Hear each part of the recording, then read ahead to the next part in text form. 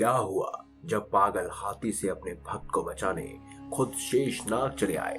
फिर जो हुआ उसे देखकर आपके रोंगटे खड़े हो जाएंगे। हर हर महादेव। नमस्कार दोस्तों, हमारे YouTube चैनल में आप सभी का हार्दिक स्वागत है। दोस्तों, आज हम आपको चंदन गुप्ता के साथ हुए शेषनाग के चमत्कार की एक ऐसी सच्ची घटना सुनाने जा रहे हैं जिसे सुनकर आपकी आंखों से आंसू निकल आएंगे।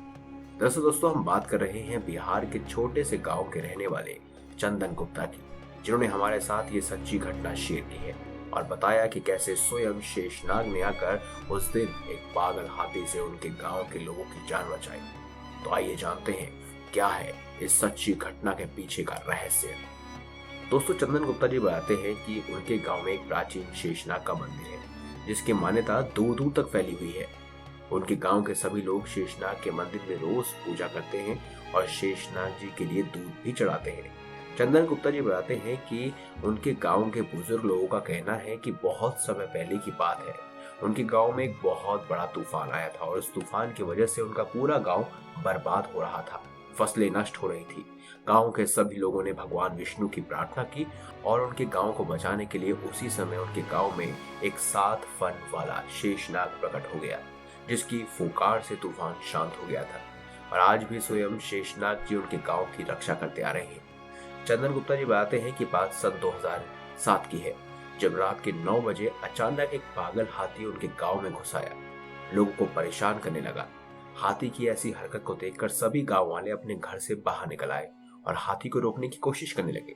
बहुत कोशिश के बाद हाथी किसी के भी काबू में नहीं आ रहा था। उसने गांव की सारी फसलें खराब कर दी थी। वह लोगों के घरों को तोड़ने लगा। चंदन गुप्ता जी बताते हैं कि फिर उन सभी ने मिलकर एक प्लान बनाया। गांव में जितने भी आदमी थे सब एक साथ इकट्ठा हुए और उन्होंने एक साथ हाथी को रोकने की कोशिश की। हाथी को बड़ी तबाही करने से वह रोकने लगे, लेकिन वो असफल रहे। गांव के सभी लोग एक साथ होने के बावजूद भी हाथी पर काबू नहीं कर पा रहे थे। गांव के सभी लोग हाथी से बहुत डर गए कि अब क्या किया जाए, हाथी को कैसे काबू में लाया जाए, मगर कोई भी उसे रोक नहीं पा रहा था। सबको यही डर लग रहा था कि अगर इसे जल्द ही रोका ना गया तो ये जल्द ही किसी न किसी को मार डालेगा।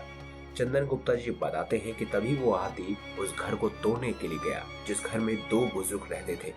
और ऐसा देख उनके गांव के एक चाचा, जिनका नाम हरिया था, वो हाथी को रोकने के लिए भागने लगे। जैसे ही वो हाथी के पास पहुंचे, हाथी ने उन्हें सूंड से नीचे गिरा दिया और हाथी चाचा की तरफ आने लगा। जब तक हाथी उनके पास पहुंचता वो वहां से उठ गए और भागने लगे। हाथी उनके पीछे भागने लगा। चंदन गुप्ता जी बताते हैं कि ये सब देखकर किसी को भी यकीन नहीं हो रहा था। उन्हें लग रहा था कि अब चाचा का बचना नामुमकिन सा है। तभी गांव के सबसे बुजुर्ग आदमी थे, वो बोलते हैं कि अब हमें शेषनाग ही बचा सकते हैं। उस आदमी की बात सुनकर गांव के सभी लोग शेषनाग के मंदिर में चले जाते हैं और उनसे अपनी जान बचाने के लिए कहते हैं, प्रार्थना करते हैं, पूजा पाठ करते हैं। चंदन गुप्ता जी बताते हैं कि जब हम सभी शेषनाग जी से अपने प्राणों की रक्षा करने के लिए प्रार्थना कर रहे थे, तब उसी समय वो पागल हाथी मंदिर के बाहर आकर बैठ गया। ये देखकर आसपास के लोग डर गए। सबको लगा कि अब उनका मरना निश्चित है। लेकिन 2 मिनट बाद वो हाथी अपने आप ही जंगल की तरफ चला जाता है और वो भी बिल्कुल शांत तरीके से। ये देखकर सबकी आंखें फटी की फटी रह जाती हैं कि आखिर ये कैसा चमत्कार हुआ। चंदन गुप्ता जी बताते हैं कि शेषनाग जी का ये चमत्कार देखकर उनकी आंखों से आंसू निकल आए।